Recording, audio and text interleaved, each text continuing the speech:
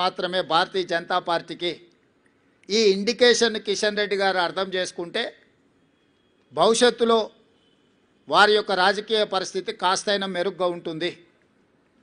కాబట్టి వారు ఈ ఫలితాలను విశ్లేషించుకొని ముందుకు రావాల్సిందిగా, కాంగ్రెస్ పార్టీ ఎన్నికలు వచ్చినప్పుడే రాజకీయాలు మాట్లాడుతుంది, మిగతా సమయంలో రాజకీయాల జోలికి వెళ్ళాం, రాజకీయ విమర్శలు చేయము, సంక్షేమము అభివృద్ధిని రెండు కళ్ళలాగా భావించి ముందుకు వెళ్ళాలనుకుంటున్నాం.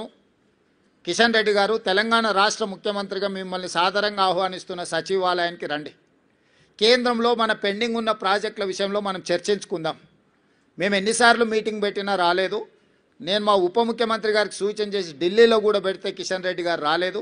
ఇప్పుడు మళ్ళీ డిసెంబర్ 1 నుంచి పార్లమెంట్ సమావేశాలు రాబోతున్నాయి కాబట్టి ఉప ముఖ్యమంత్రి గారికి నేను వేదిక మీద నుంచి సూచన చేస్తున్నా, కేంద్ర ప్రభుత్వం దగ్గర అనుమతుల కోసం ఎదురు చూస్తున్న మన ప్రాజెక్టులు, మనకు ఇవ్వవలసిన నిధుల విషయంలో అందరు పార్లమెంట్ సభ్యులను, లోక్సభ రాజ్యసభ సభ్యులతో పాటు కేంద్రంలో మంత్రులుగా ఆటోమేటిక్గా వాళ్ళు ఉంటారు కాబట్టి వాళ్ళతోనే ఒక సమీక్ష, మన చీఫ్ సెక్రటరీ మన అధికారులతోనే ఒక సమీక్ష పెట్టి ఒక నివేదిక రూపంలో వాళ్ళకి ఇవ్వవలసిందిగా ఉప ముఖ్యమంత్రి బట్టి విక్రమార్క గారికి నేను సూచన చేస్తున్నా.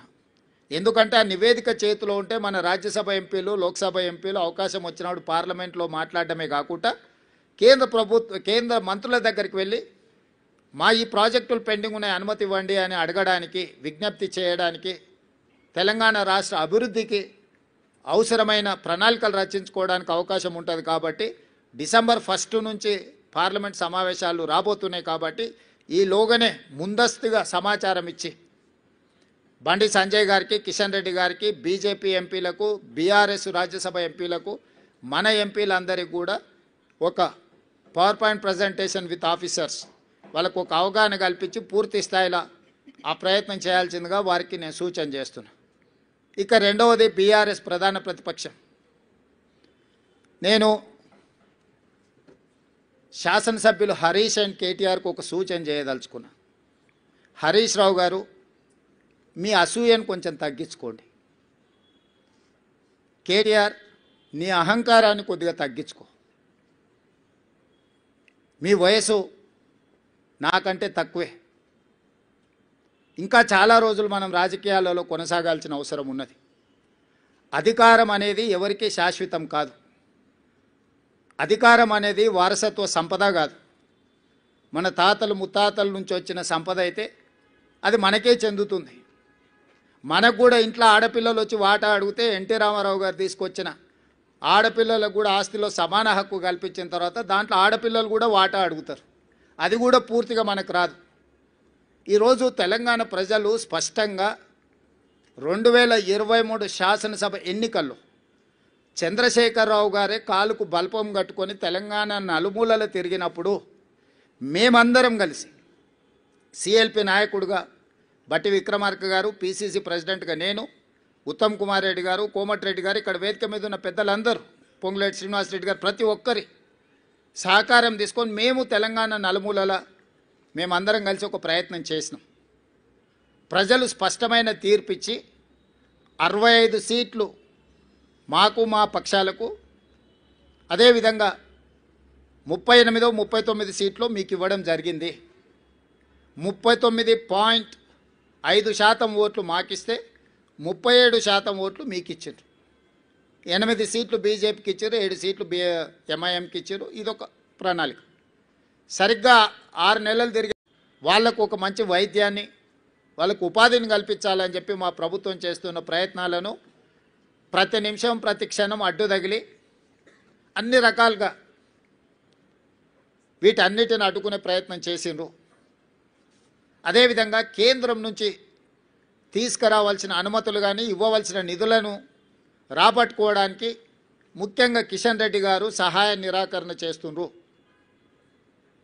ఈనాడు ప్రధాన ప్రతిపక్షంలో శాసనసభ్యులు కేటీఆర్ గారు, శాసనసభ్యులు హరీష్ గారు, అదేవిధంగా కేంద్ర ప్రభుత్వంలో కేంద్ర మంత్రిగా ఉన్న కిషన్ రెడ్డి గారు, ముఖ్యంగా ఈ ముగ్గురికి ప్రధానమైన బాధ్యత ఉన్నది. ఒకరు కేంద్ర ప్రభుత్వం నుంచే రావాల్సిన అనుమతులు, తేవలసిన నిధులకు సహకరించాలి. కానీ కిషన్ రెడ్డి గారు పూర్తిగా సహాయ నిరాకరణ చేయడమే కాకుండా వీలైనంత మేరకు కేంద్రంలో అడ్డు తగులుతున్నాడు. మెట్రో విషయంలో కావచ్చు, మూసీ ప్రక్షాళన విషయంలో కావచ్చు, గోదావరి జలాలు నగరానికి తరలించే విషయంలో కావచ్చు, రీజనల్ రింగ్ రోడ్డు విషయంలో కావచ్చు, కిషన్ రెడ్డి గారు పూర్తిగా సహాయ నిరాకరణ చేస్తుండ్రు. దీన్ని ప్రజలు గమనించడం వల్లనే పార్లమెంట్ ఎన్నికల్లో కిషన్ రెడ్డి గారికి 65,000 ఓట్లు ఇదే జూబ్లీ హిల్స్ అసెంబ్లీ నియోజకవర్గం నుంచి ఓట్లు వేయడం జరిగింది.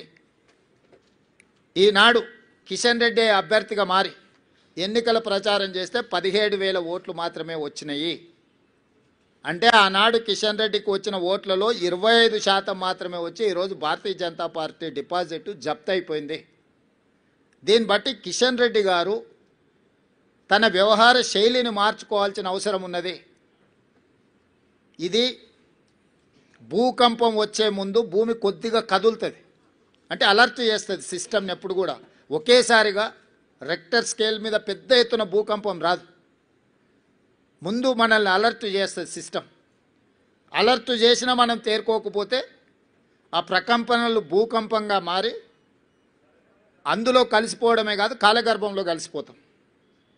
భారతీయ జనతా పార్టీ ముఖ్యంగా కిషన్ రెడ్డి గారు మీ నాయకత్వంలో మిమ్మల్ని 2014, 2019, 2023 3 సార్లు బీజేపీని ప్రాంతం నుంచి గెలిపించడం జరిగింది. మొన్న జరిగిన మీ పార్లమెంట్ ఎన్నికల్లో మీకు 65,000 ఓట్లు వస్తే ఈనాడు మీరే అభ్యర్థిగా మారి ఎన్నికలు చేస్తే 17,000 ఓట్లు వచ్చి మీ డిపాజిట్ పోయింది.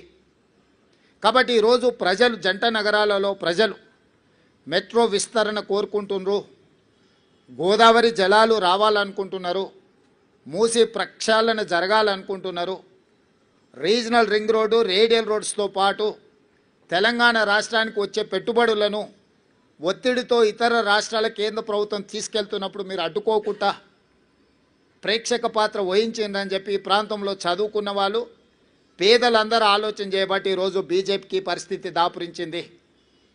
ఈ ఫలితాల తర్వాత కిషన్ రెడ్డి గారు తన వ్యవహార శైలిని మార్చుకొని తెలంగాణ రాష్ట్ర ప్రభుత్వంతో సహకరించి తెలంగాణ ప్రజల యొక్క అభివృద్ధి, ముఖ్యంగా ఈ మహానగర అభివృద్ధి కోసం సహకరించాల్సిందిగా వారికి విజ్ఞప్తి చేస్తున్నా. ఇది భూకంపం ముందు జరిగిన చిన్న ప్రకంపన మాత్రమే భారతీయ జనతా పార్టీకి. ఈ ఇండికేషన్ కిషన్ రెడ్డి గారు అర్థం చేసుకుంటే భవిష్యత్తులో వారి యొక్క రాజకీయ పరిస్థితి కాస్తైనా మెరుగ్గా ఉంటుంది. కాబట్టి వారు ఈ ఫలితాలను విశ్లేషించుకొని ముందుకు రావాల్సిందిగా. కాంగ్రెస్ పార్టీ ఎన్నికలు వచ్చినప్పుడే రాజకీయాలు మాట్లాడుతుంది, మిగతా సమయంలో రాజకీయాల జోలికి వెళ్ళాం, రాజకీయ